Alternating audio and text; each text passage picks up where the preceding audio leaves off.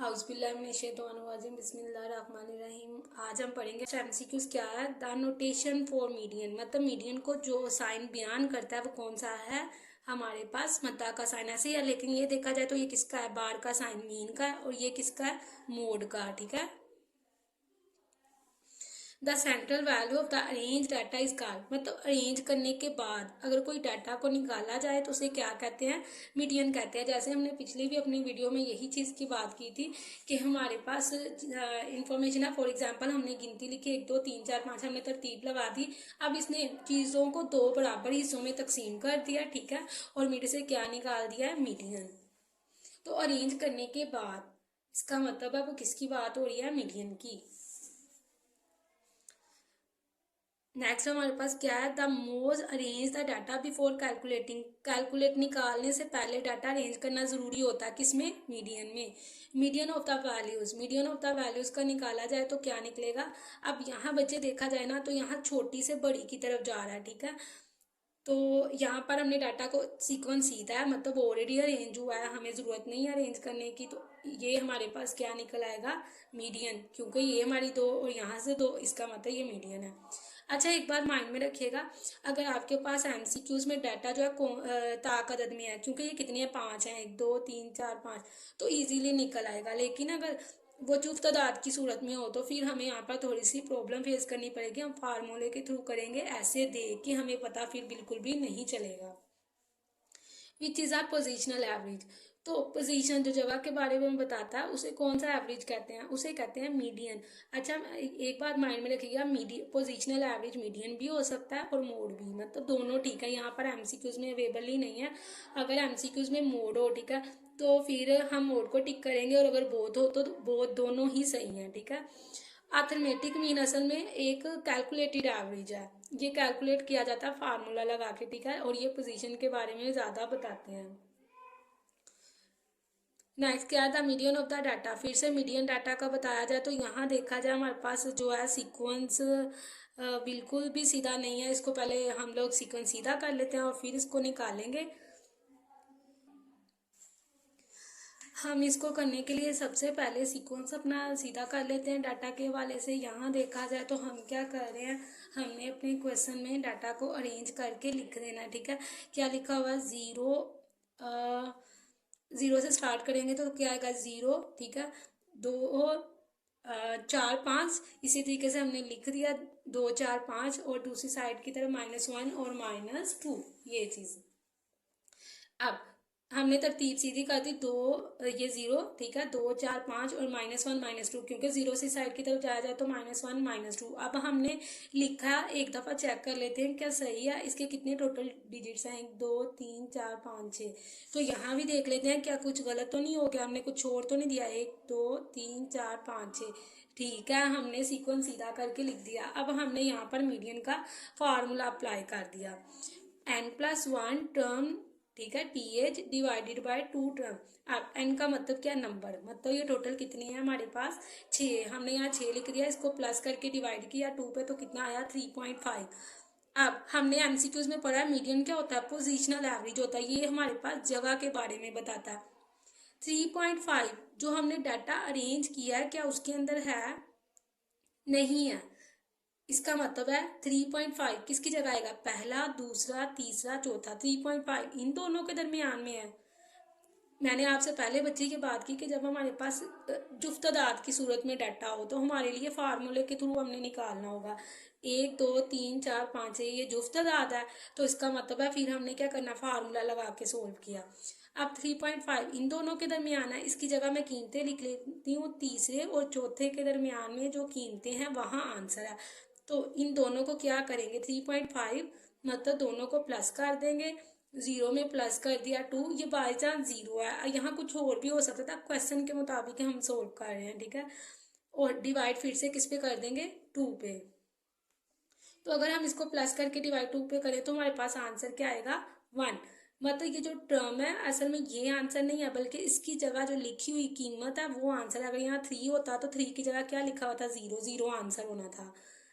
और अगर ये पॉइंट में है तो इन दोनों के दरमियान में, इसका मतलब इसको प्लस किया डिवाइड किया 2 पे। तो अब देखा जाए हमारे पास आंसर क्या आया, दो में जीरो जमा करें 2 ही आएगा, 2 को 2 पे काट दें तो 1 का आंसर है। इसका मतलब ये हमारे पास मीडियन का आंसर है। ठीक है, नेक्स्ट हमारे पास क्या है, हमने पीछे भी ये वाला एमसीक्यूज सोल्व किया था। यहाँ पर हमारे पास क्या है, z is equal to X minus Y. ठीक है, अब उसने कहा z मतलब इसके ऊपर क्या सिंपल, इस इन सारों की जगह इसका क्या है, मीन है, तो इसका मतलब हम इसके ऊपर सब पर मीन का साइन डाल देंगे। तो यही चीज यहाँ लिखी हुई है, z के ऊपर उसने ऑलरेडी डाल दिया हुआ है। ठीक है, उसने कहा z किसके बराबर होगा, तो z के आगे क्या है, x का भी मीन और y का भी मीन। जैसे बच्चे यहाँ पर हमारे पास लिखा हुआ है, ये हमारे पास एक बुक में ही प्रॉब्लम सॉल्व हुई है। तो ये देखा जाए y is equal to 10+4x। ठीक है, अब y के ऊपर भी क्या मीन, मतलब ये इसका भी मीन और x का भी मीन, तो ये चीज़ हमारे पास इस तरीकाकार से लिखी हुई नजर आएगी। ठीक है, सिंपल है, जो क्वेश्चन है उसके ऊपर हमने उसकी जगह बाद में क्या ले लेना है, उनके मीन के आंसर्स लिख देने हैं। नेक्स्ट हमारे पास एमसीक्यूज क्या है, the mean of the series, इसका मीन निकाला जाए। सबसे पहले हमने क्या करना है, इसको लिख लेना है सीक्वेंस के साथ, छोटी से बड़ी की तरफ तो देखा जाए तो अगर हम लोग इसके सीक्वेंस से लिखें, ठीक है, तो कैसे लिखेंगे,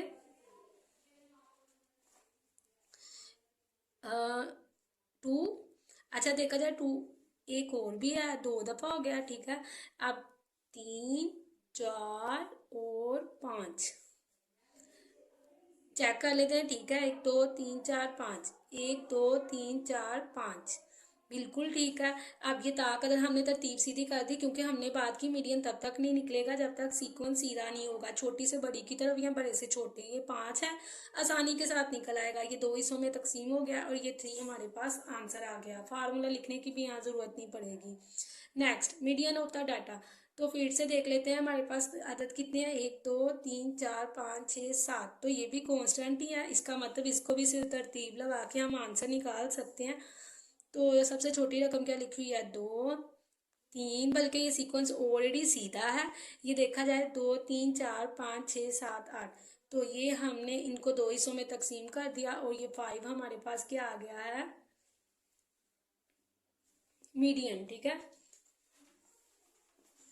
नेक्स्ट हमारे पास एमसीक्यूज क्या है, द मीडियन, तो फिर से इसमें भी देख लेते हैं क्या चीज़ है, 1 2 3 4 5 6 7, इसके भी 7 अदद हैं और इसका सीक्वेंस भी बिल्कुल सीधा है, छोटी से बड़ी की तरफ ही जा रहा है। तो ये हमारे पास यहाँ आंसर निकालेंगे। फार्मूला लिखने की भी यहाँ जरूरत नहीं है, इसका सही आंसर क्या है, 6 है, क्योंकि ये तो आंसर गलत है, यहाँ ऐसा कुछ नहीं है। देखे ये 7 अदद है, ये 3 2 4 3 4 5 और हमारे पास यहाँ क्या है, 9 10 और 12, तो इसका मतलब है ये मिड वाला हमारा क्या है, median. Next, median of the data, फिर से मीडियन निकाल ले तो यहाँ पर देखा जाए सीक्वेंस सीधा नहीं है, हमें पहले सीक्वेंस सीधा करना पड़ेगा और फिर फाइंड आउट करना है। तो लिख लेते हैं हमारे पास क्या है क्वेश्चन। सबसे पहले हम स्टार्ट लेते हैं। सबसे छोटी रकम क्या है यहाँ पर, यहाँ लिख लेते हैं मिड में 2, इसी तरीके से उस साइड की तरफ अब हमारी कीमत जाएगी, ये 0 2 4 5, मतलब ये हो गया। अब इस साइड की तरफ माइनस में गिनती जाएगी, तो माइनस में क्या आएगा, -2 और -4। अच्छा, यहाँ देखा जाए तो अगर मैं कहूँ इन दोनों में से कौन सी रकम जो है वो बड़ी है, तो -2 बड़ा है और -4 क्या छोटा है। क्यों छोटा है, क्योंकि जैसे जैसे हम पीछे की तरफ जाएंगे माइनस में गिनती होती जाएगी और वो उससे भी छोटी होगी। जैसे यहाँ लिखा जाए -5, तो -5 जो है, हालांकि देखा जाए 5 4 से क्या होता है, बड़ा होता है, लेकिन असल में क्या माइनस में है ना, इसीलिए -5 जो है -4 से छोटा है। तो देख लेते हैं जो हमने सीक्वेंस से लिखी है, डाटा लिखा है, क्या वो सही है या फिर नहीं। तो यहाँ डाटा में -4 और एक और यहाँ पर, और यहाँ पे क्या लिखा हुआ है, 1 2 3 4 5 6, 1 2 3 4 5 6, बिल्कुल सही है। अब ये 6 मतलब जुफ्त अदद है, हमें फार्मूला लगा के सोल्व करना है, 1 + 1 डिवाइडेड बाय 2 टर्म। ठीक है, ये 6 हमारे पास अदद हैं। ठीक है, 1 डिवाइडेड बाय 2, इसको इस तरीके से सोल्व करेंगे तो हमारे पास आंसर क्या आएगा, 3.5। अब 3.5 की जगह कौन सी रकम लिखी हुई है देख लेते हैं क्वेश्चन में, लेकिन तरतीब जो लगाई हुई है वहां पे देखना है, क्वेश्चन में देखना नहीं शुरू कर देना। 1 2 3 4, तो इन दोनों के दरमियान है और फिर से हमारे पास आंसर क्या आएगा 1। Next, middle most value of the n observation arrange in ascending और descending order of magnitude. अगर तरतीब सौदी और या फिर तरतीब नजूली के तहत डाटा को अरेंज किया जाए तो उसे क्या कहते हैं, मतलब छोटी से बड़ी या बड़ी से छोटी की तरफ, तो उसे क्या कहते हैं median. Cumulative frequency is calculated to find out. Cumulate का मतलब क्या होता है, प्लस करना। क्यूमुलेटिव फ्रीक्वेंसी बनाई जाती है क्या निकालने के लिए, मीडियन निकालने के लिए। इसको समझने के लिए हम इसकी डायग्राम देखते हैं। जैसे बच्चे यहाँ देखा जाए तो हमारे पास ये बना हुआ है हमारे पास ओगिव का चार्ट, ठीक है। इसमें है क्या, ये ग्राफ बना हुआ है क्यूमुलेटिव फ्रीक्वेंसी का। क्यूमुलेटिव फ्रीक्वेंसी हमने पहले भी बात की थी, हम कैसे निकाला, ये हमारे पास क्वेश्चन है। 5 ऐसे का वैसे लिख दिया, 5 में नेक्स्ट 25 ऐड करके सामने लिख दिया 30, 30 में 45 ऐड किया तो 75। इसी तरीके से हमने लेस देन क्यूमुलेटिव फ्रीक्वेंसी बनाई और मोर देन बनाई। मोर देन कैसे बनाई, हमने लास्ट वाली पहले लिख दी, अब 100 में से पिछले वाली माइनस करके आगे, 100 में से 5 माइनस करो 95, 95 से 25 माइनस करो तो आगे क्या आएगा 70।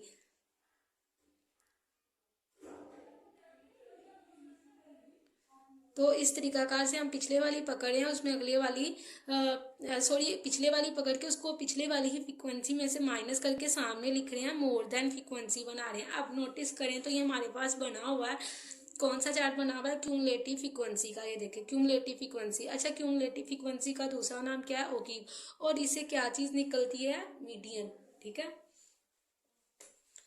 तो ये चीज़ थी हमारे पास, क्यूमुलेटिव फ्रीक्वेंसीज कैलकुलेटेड, ये कैलकुलेट किया जाता है क्या निकालने के लिए, मीडियन निकालने के लिए। The most popular value of the data, data में सबसे ज़्यादा दफ़ा, मोस्ट पॉपुलर सबसे ज़्यादा फेमस जो है कीमत लिखी होगी उसे क्या कहेंगे, मोड कहेंगे।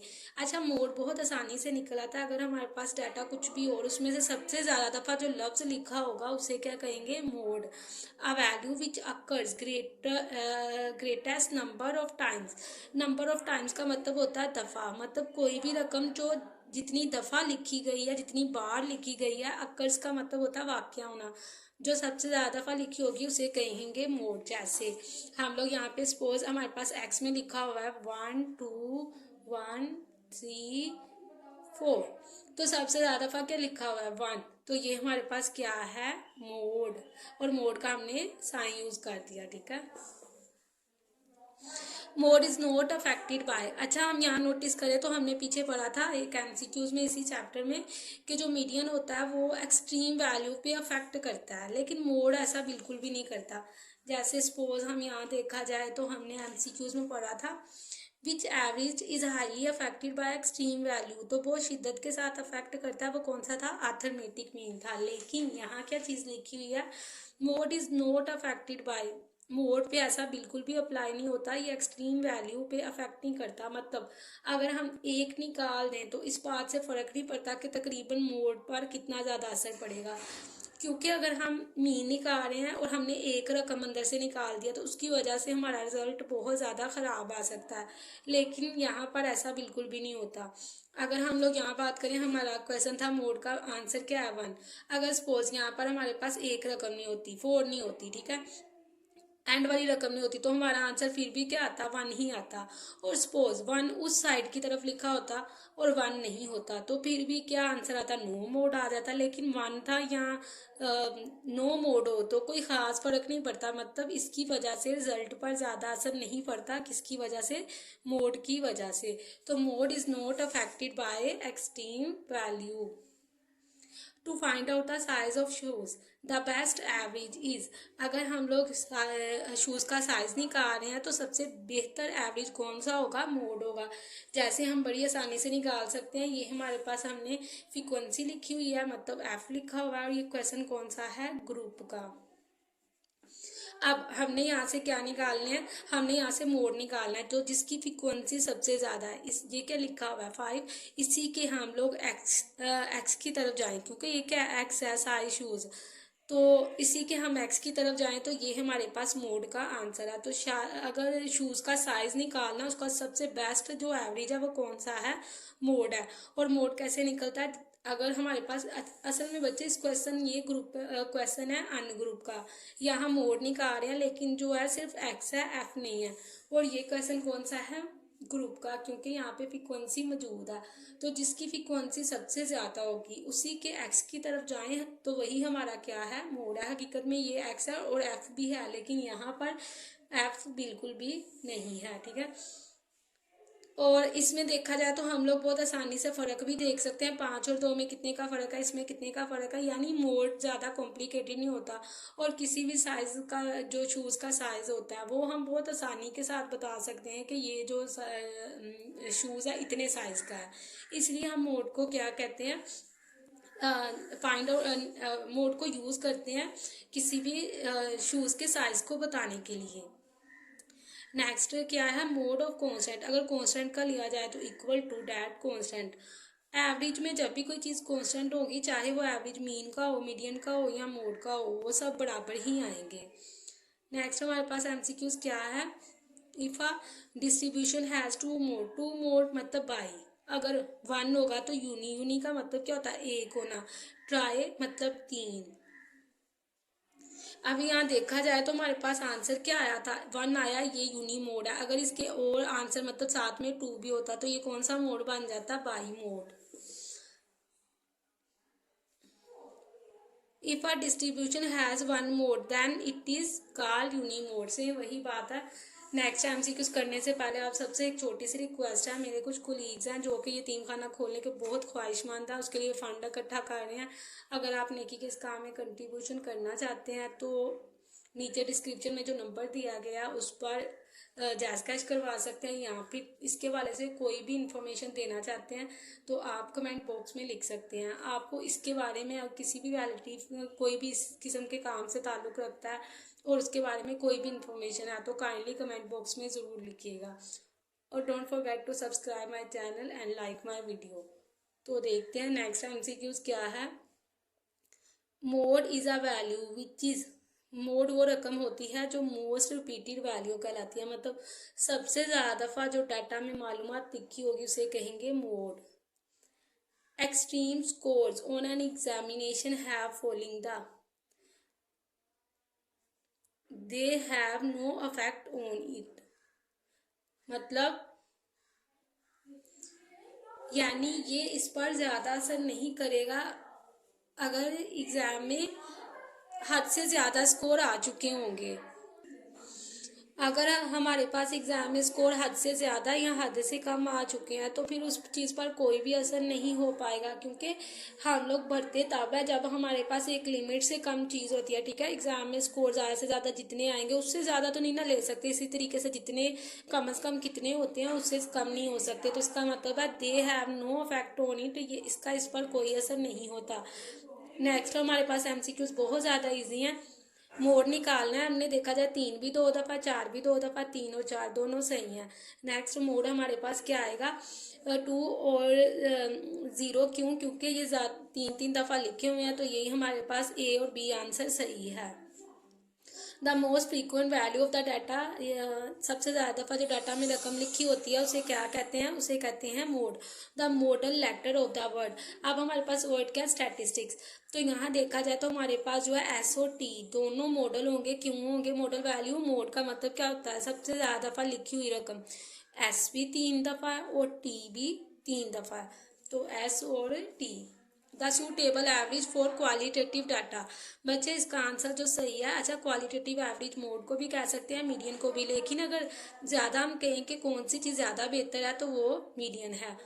इन दोनों को पोजीशनल एवरेज भी कहते हैं। और जो क्वालिटेटिव एवरेज मतलब खूबी जो ज़्यादा बताती है वो कौन सा एवरेज बताता है, मीडियन, ठीक है। तो ये आंसर गलत लगा हुआ है।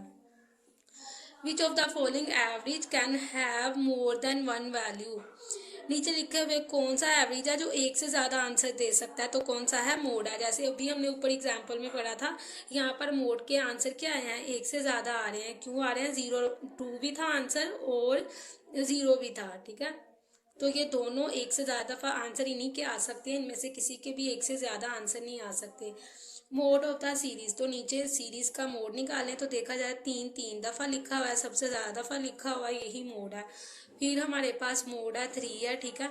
इन सिस्टमेटिकली डिस्ट्रीब्यूशन मीन मीडियन और मोड, हमेशा सिस्टमेटिकली डिस्ट्रीब्यूशन में ये क्या होते हैं, तीनों एक दूसरे के बराबर होते हैं।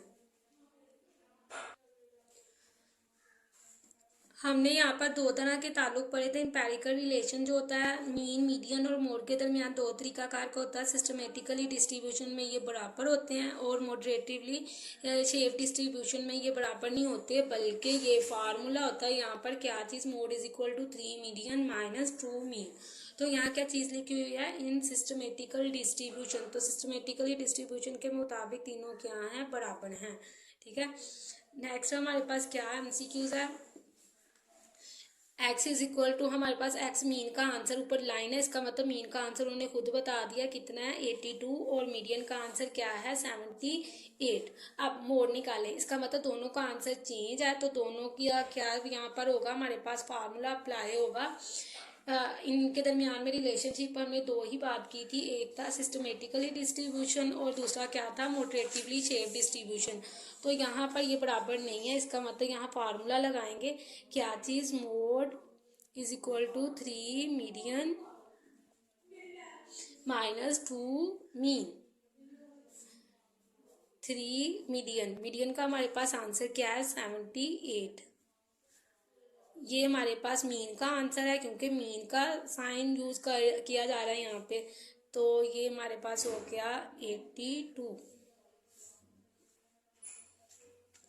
हम कर लेते हैं, 82 को मल्टीप्लाई किया हमने 2 के साथ तो आया 164 माइनस, इसी तरीके से 3 मल्टीप्लाई 78, तो ये हमारे पास कितना है 234, माइनस कर देंगे 164 में से इसको, तो आंसर क्या आएगा 70। तो ये हमारे पास मोड का आंसर आ गया।